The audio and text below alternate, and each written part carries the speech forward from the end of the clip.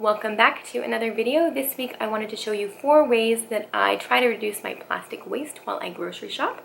So it's really easy to implement into your shopping routine and it's economical. And the things that I have made, I will link it in the video, so just keep an eye out for that. And we'll get started right now.